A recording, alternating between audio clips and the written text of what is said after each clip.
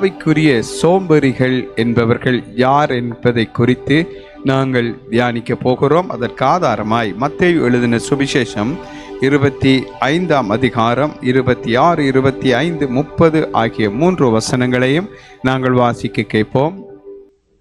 அவனுடைய எஜமான் பிரதியுத்தரமாக, பொல்லாதவனும் சோம்பனுமான ஊழியக்காரனே, நான் விதைக்காத இடத்தில் அறுக்கிறவன் என்றும் தெளிக்காத இடத்தில் சேர்க்கிறவன் என்றும் அறிந்திருந்தாயே. ஆகையால் நான் பயந்து போய் உமது சாலந்தை நிலத்தில் புதைத்து வைத்தேன். இதோ உம்முடையதை வாங்கிக் கொள்ளும் என்றான். பிரயோஜனமற்ற ஊழியக்காரனாகிய இவனை புறம்பான இருளிலே தள்ளி போடுங்கள், அங்கே அழுகையின் பற்கடிப்பும் உண்டாயிருக்கும் என்றார். சோம்பேறியான ஊழியக்காரன் தாளந்தை புதைத்து வைப்பான் என்றதை இந்த வசனத்திலே நாங்கள் வாசிக்கிறோம். பெற்ற அபிஷேகத்தை, அழைப்பை, பரிசுத்தாவியனுடைய வரங்களை பயன்படுத்தாமல் இருப்பவன்தான் சோம்பேறி ஊழியக்காரனாய் இருக்கிறார். அடுத்ததாக, தன் எஜமானை எப்பொழுதும் குற்றப்படுத்துகிறவனாகவும் சோம்பேறி ஊழியக்காரன் இருப்பான் என்று வேதம் சொல்லுகிறது. இவன் தேவனுக்கு பிரயோஜனமற்ற ஊழியக்காரனாக இருப்பதனால் இவனை புறம்பான இருளிலே தள்ளி போடுங்கள், அங்கே அழுகையும் பற்கடிப்பும் உண்டாயிருக்கும். அதாவது சோம்பேறி ஊழியக்காரன் பரலோகத்துக்குள்ளே பிரவேசிக்க முடியாது, தேவனுடைய நித்திய ஜீவனை சுதந்திரித்துக் கொள்ள முடியாது, பாதாளத்திலே புறம்பான இருளென்ற ஒரு பகுதியிலே தள்ளப்படுவான் என்று வேதம் சொல்லுகிறது. ஆதலால் நீங்கள் இப்படிப்பட்ட ஒரு சோம்பேறியான ஒரு ஊழியக்காரனாய், ஒரு ஊழியக்காரியாய் இருப்பீர்களானால் நீங்கள் மனம் திரும்ப வேண்டிய ஒரு காலமாய் இது இருக்கிறது. எஜமானை குறித்து இந்த சோம்பல் ஊழியக்காரன் குற்றப்படுத்துகிறதை பார்க்கிறோம். நீர் விதைக்காத இடத்தில் அறுக்கிறவரும் தெளிக்காத இடத்தில் சேர்க்கிறவருமான கடினமுள்ள மனிதன் என்றறிவேன். சபையில கவனித்து பாருங்கள்.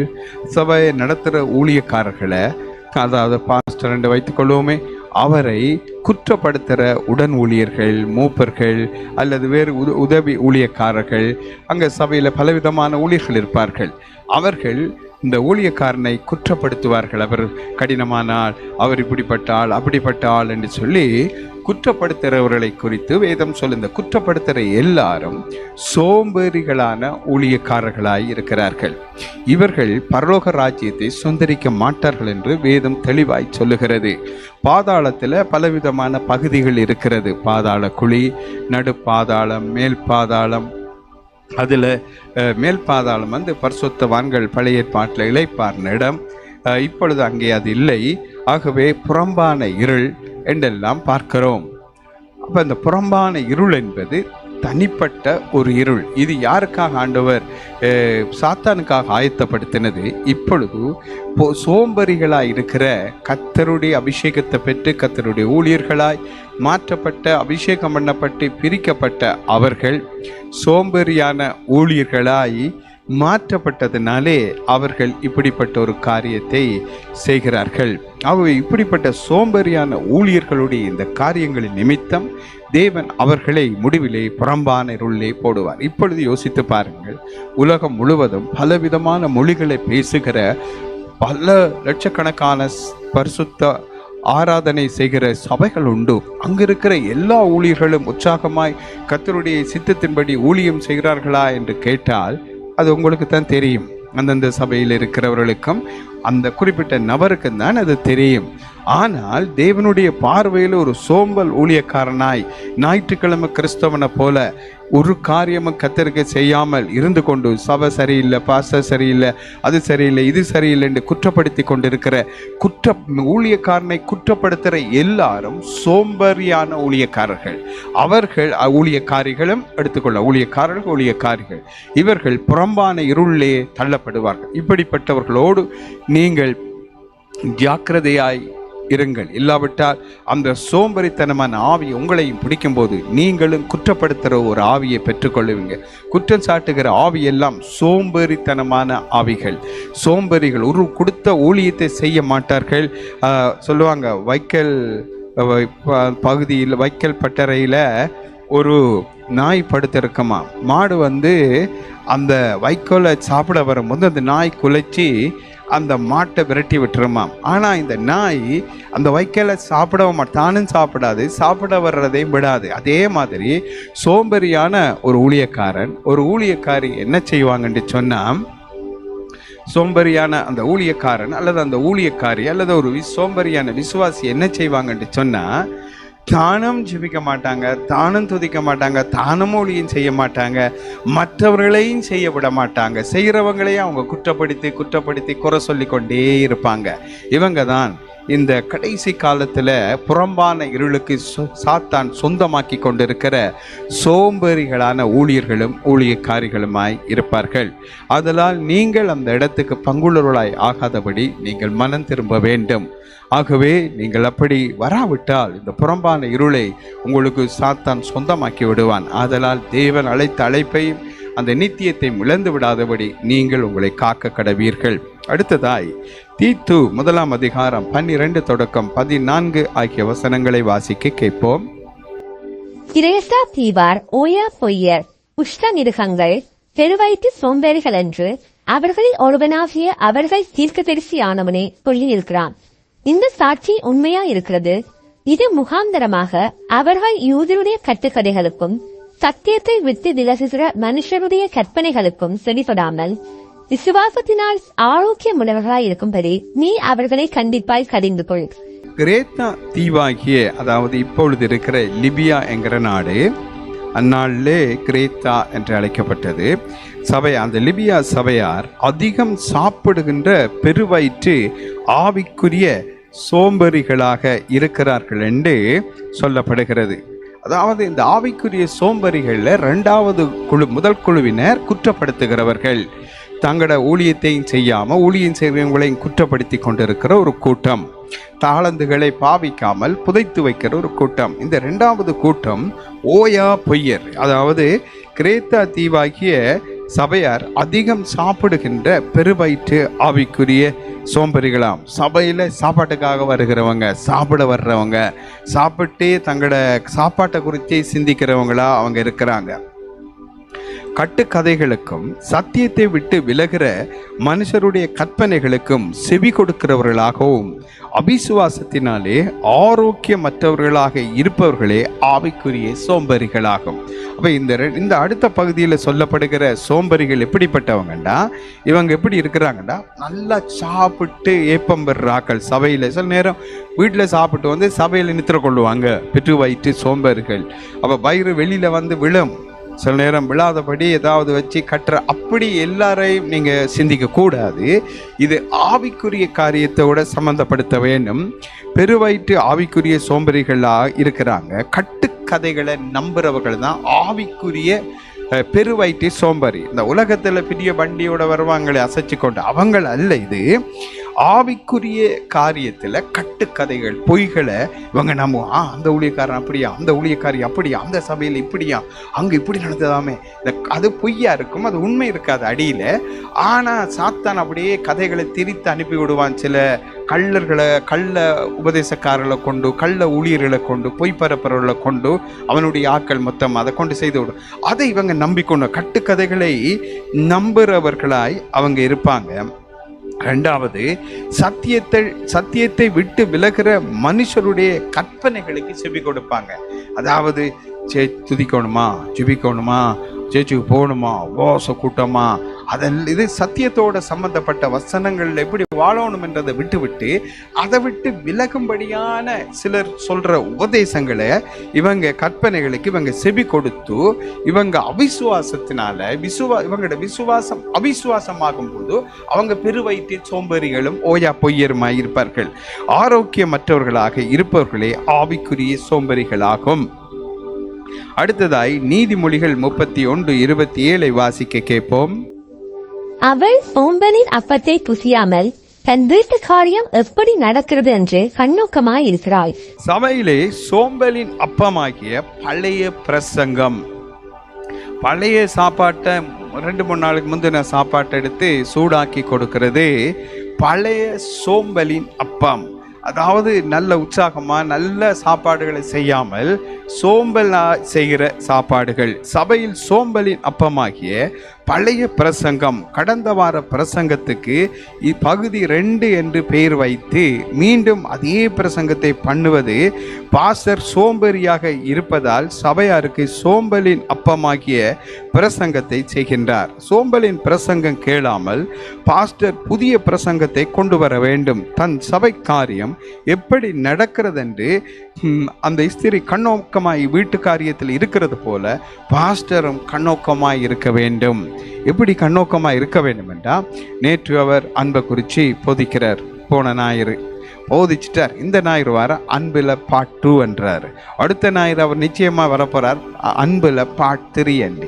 இப்படியே இவர் போதிச்சு கொண்டு போகும்போது இது ஒரு வேத பாடமாக இருக்கும், பைபிள் ஸ்டடி. அது ஞாயிறு ஆராதனைக்கு சரி வராது. அப்பொழுது ஜனங்களுக்கு தேவையான ஆகாரம் போகாம ஜனம் என்ன செய்யுமெண்டா, ஆவிக்குரிய வாழ்க்கையில மெலிந்து போனவர்களாய், நலிந்து போனவர்களாய், சோர்ந்து போனவர்களாய் காணப்படுவார்கள்.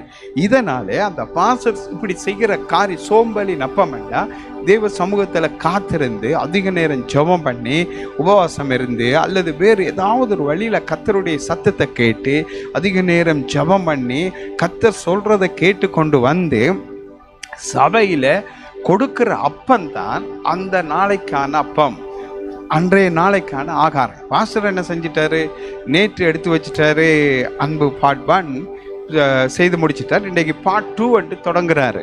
அது தேவனுடைய சத்தியத்துக்கு சோம்பலின் அப்பமாய் மாறிவிடும். தேவனுடைய வார்த்தை ஆவியாய் ஜீவனாய் வல்லமையாய் அக்கினியாய் இருந்தாலும் இது சோம்பலின் அப்பமாய் மாறுவதனாலே ஜனங்கள் பலவீனப்பட்டு போவார்கள், சத்தியத்தில் வளர முடியாதவர்களாய் போவார்கள். வேத பாடத்தை கொண்டு ஞாயிறு ஆராதனையா மாற்றி ஞாயிறு ஆராதனை பிரசங்கத்தை வேத பாடமாய் மாற்றுவோம்டா இது ஒரு வித்தியாசமான உபதேசமாகி மனிதன் தலைகளா நடக்கிற மாதிரி போயிடும்.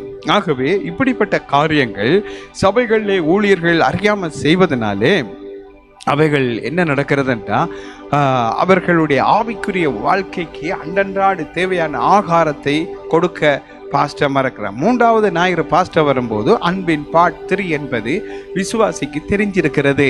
ஆதலால விசுவாசி என்ன நினைக்கும் என்றதை நீங்க சிந்திங்க. காரணம் என்னவென்றால், சோம்பலின் அப்பத்தை பாஸ்டர் கொண்டு வர தொடர்ந்து அதே பேசிக்கொண்டே போவார். முதற்கிழமை சொன்னதே 2ஆம் கிழமை சொன்னதை அறவாசி சொல்லிட்டு புதுசாக இன்னும் 2 சொல்லிக்கொண்டு அப்படியே போய் கொண்டிருப்பார். 4ஆம் கிழமை விசுவாசிக்கு தெரியும் இன்னும் சோம்பலின் அப்பம் தான் பாஸ்டர் கொண்டு வர்றாரு. அவர் வேதம் சொல்லுகிறது, பரமண்டல ஜபங்களில் கூட கவனிச்சு போய், எங்கள் ஆகாரத்தை எங்களுக்கு தார், அன்றன்று உள்ள ஆகாரம் வேண்டும், அன்றன்றான ஆகாரம் உங்களுக்கு வேண்டும், அன்றன்றுள்ள அப்பம் வேண்டும், அன்றன்றுள்ள உணவு உங்களுக்கு வேண்டும். நேற்று சாப்பிட்டதை திருப்பி இன்றைக்கும் சாப்பிட்டு, இன்றைக்கு சாப்பிட்டதை நாளைக்கும் சாப்பிட்டு ஒரே சாப்பாடை திருப்பி திருப்பி திருப்பி சாப்பிடும்போது சாப்பாட்டில் ஒரு வெறுப்பு வந்துடும், பிடிக்காம போயிடும் அவங்களுக்கு. அதனால ஜனங்களுக்கு சோம்பலின் அப்பம் கொடுக்காதபடி நல்ல விதமான வேத வசனங்கள் ஏராளமாக இருக்கிறது.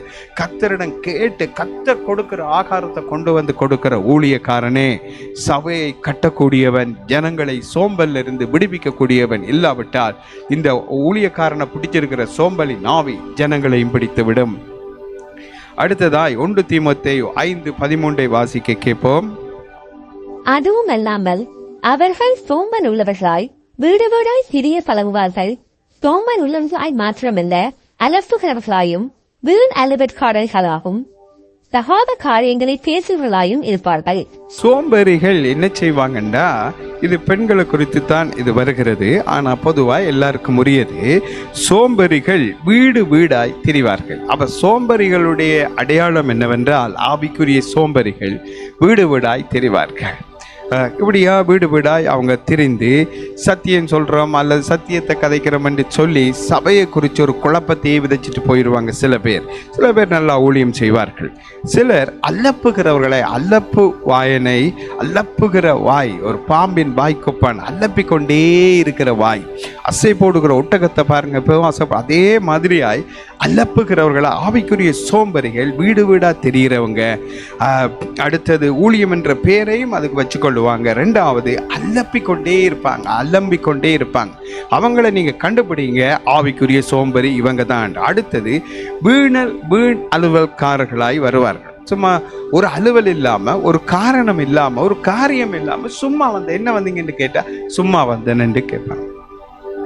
அப்சலோமுடைய பிரச்சனை நிமித்தம் தாவீது ராஜா உடைய படத்தளபதியாகிய யோவாப் யுத்தம் செய்து கொண்டிருந்த போது அப்சலோமுக்கு எதிராய் அந்த இடத்திலே அப்சலோமை அவர் கொண்டு விட்டார். ஆனால் தாவீது ராஜாவாகிய அப்சலோமுடைய தகப்பனுக்கு செய்தி அனுப்பு, நான் போய் சொல்லுகிறேன் என்று ஒருவன் ஓடி வந்தான். ராஜாவுக்கு அந்த செய்தியை கொண்டு போகட்டும் என்று. அப்போ நல்ல செய்தி ஒன்றுமில்லை, நீ ஏன் கொண்டு போக போறா என்று சொல்லி இராணுவ தளபதி யோவாப் தடுத்துட்டார். இன்னொருவரை கூப்பிட்டு நீ போய் சொல்லு என்று சொல்லி அனுப்புகிறார். அப்பொழுது இவர் கேட்கிறார், நானும் போய் சொல்லணும், எனக்கு செய்தி தாங்க, நான் என்னத்தை கொண்டு போகிறது, என்ன இருக்கு உனக்கிட்ட? அப்போ நான் சும்மா ஓடுறேன் என்று சொல்லி சும்மா போகிறான். சும்மா ஓடுறவன் எல்லாம் சும்மா ஊழியம் செய்கிறவங்களை சும்மா வந்தேன் சும்மா செய்ய போகிறேன் என்று சொல்லுகிற எல்லாரும் வீண் அலுவல்காரர்கள், பிரயோஜனமற்றவர்கள். இவர்களும் சோம்பரிகள், தகாத காரியங்களை பேசுகிறவர்களுமாய் இருப்பார்கள். தகாத காரியங்களை பேசுகிறவர்களாயும் இருப்பார்கள். தகாத காரியங்களை பேசுகிறவங்களை குறித்து நீங்கள் கவனித்து பாருங்கள். தகாத காரியங்களை பேசுகிற எல்லாரையும் கவனிங்க, அதெல்லாம் ஆவிக்குரிய சோம்பரிகள். அவர்களை ஒரு சோம்பரித்தனமான ஒரு ஆவி, பிசாசுடைய ஆவி பிடித்து சோம்பல்காரர்களாய் அனுப்பி கொண்டிருக்கிறது. ஆகவே இப்படிப்பட்டவர்களை குறித்து நீங்கள் ஜாக்கிரதையாயிருங்கள். இப்படிப்பட்டவர்கள் சபையில் இருந்து கொண்டு சபையை கெடுப்பார்கள்.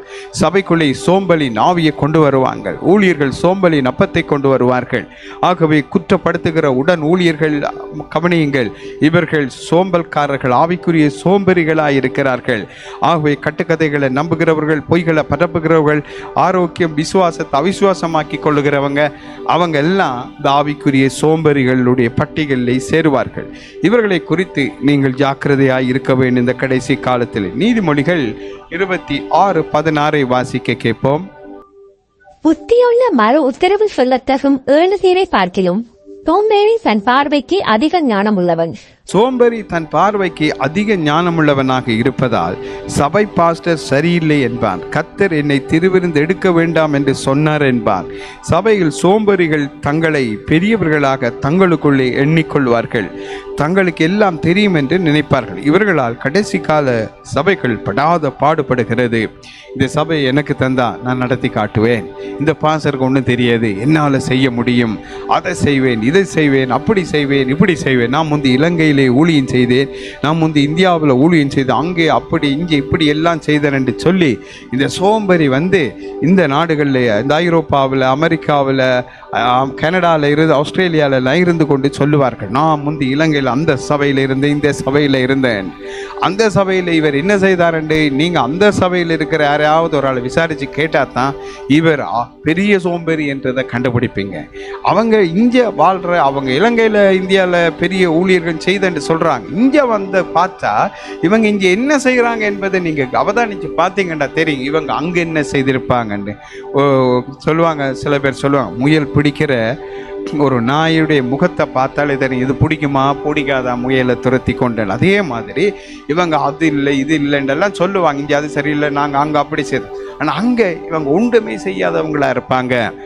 இவங்க இப்படிப்பட்டவர்களாய் இருப்பார்கள். தங்களோட பார்வைக்கு தங்களை பெரிய இப்படி சபை நடத்துகிற இல்லை, அது அப்படி இப்படி என்று சொல்லி அவங்க விளக்கம் கொடுக்கிறவர்களாகவும் பிரசங்கத்துக்கு இன்னொரு விமர்சனம் பண்ணுறவர்களாகவும் அவங்க காணப்படுவாங்க. இவர்களை குறித்து ஜாக்கிரதையாக இருங்கள். இவர்களில் உண்மையானவர்களும் உண்டு தான். இலங்கையில் இந்தியாவில் இருந்து ஊழியம் செய்கிற உண்மையான பரிசுத்தவான்களும் இருக்கிறார்கள். ஒரு சில சோம்பரித்தனமான ஆட்களும் இங்கே இருப்பார்கள். இங்கே ஒன்றுமே அவர்கள் செய்ய மாட்டார்கள். சபைக்கு பாரமாய் இருக்கிற கதிரையை தேய்த்து கொண்டு பாரமாக்கி கொண்டு போகிறவர்களாக இருந்து கொண்டு நிறைய விளக்கம் சொல்லுகிற சோம்பரிகள் இருப்பார்கள். இப்படிப்பட்டவர்களை குறித்து ஜாக்கிரதையாயிருங்கள். நீதிமொழிகள் 26:14 வாசிக்க கேட்போம். கதவு கீழ் மூலையில் ஆடுகிறது போல சோம்பேறியின் படுக்கையில் ஆடிக்கொண்டிருக்கிறான்.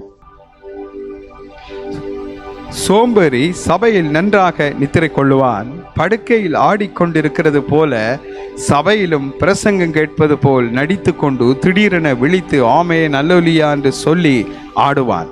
சபையிலே ஆடுகின்றவர்கள் எல்லாம் சோம்பேறிகள் தான். பிரசங்கி 10:18 வாசிக்க கேட்போம். மிகுந்த சோம்பலினால் மேல்மற்று பழுதாகும், கைகளின் நெகிழ்வினாலே வீடு ஒழுக்காகும். சபையாரின் மிகுந்த சோம்பலினால சபையின் மேல் பகுதியாகிய ஆவிக்குரிய பகுதிகள் சிதைந்து போகும். அதாவது சபையில் இருக்கிற மக்களுடைய காரியங்களை நாங்கள் மிகவும் அவதானமாய் கவனிக்க வேண்டியதாக இருக்கிறது. அவர்களுடைய மிகுந்த சோம்பல். சில பேர் ஜெப கூட்டத்துக்கு வர்றேன்டா சோம்பல், உபவாச கூட்டத்துக்கு வர சொன்னா சோம்பல், ஆராதனைக்கு வர சொன்னா சோம்பல், எல்லாத்துக்கும் சோம்பல். அடுத்த வாரம் போய்க்கலாம், அடுத்த வாரம் பார்த்து கொள்ளலாம், அடுத்த வாரம் செய்து கொள்ளலாம் என்று சொல்லி சோம்பல் சோம்பல் சோம்பல்தனமாகவே கதைப்பார்கள், சோம்பல்தனமாகவே பேசுவார்கள். அவங்களோட கதைச்சு பாருங்க, ஒரு கொஞ்சம் நேரம் அவங்க 10 கொட்டாவி விட்டுருவாங்க அவங்க கதைக்கிற நேரத்தில். சோம்பல்தனமான காரியங்கள். இவ்வளவு நேரம் போகுது பிரசங்கம், கேட்டுக்கொண்டு இருக்கணுமா? இப்படி போகுது, அப்படி செய்கிறார்களே, இப்படி சோம்பலா இருக்கும். ஆனால் ஆராதனை முடிஞ்சு போய் டீ குடிப்போம் அல்லது காஃபி குடிப்போம் அல்லது ஏதாவது சிற்றுண்டி சாப்பிடணும், அங்கே பாருங்க அவங்களோட உற்சாகத்தை. அவங்க மகா பயங்கரமான உற்சாகமாக இருப்பார்கள்.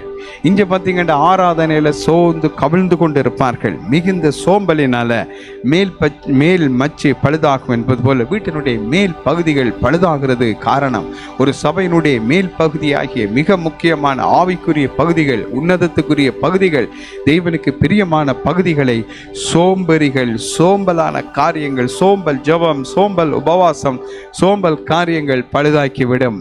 ஆகவே இவைகளை விட்டு நீங்கள் மனம் திரும்பும்படியாய் இன்றைய நாளில் கர்த்தர் சொல்லுகிறார், உற்சாகத்தின் ஆவியினால் நிரப்பப்படுங்க.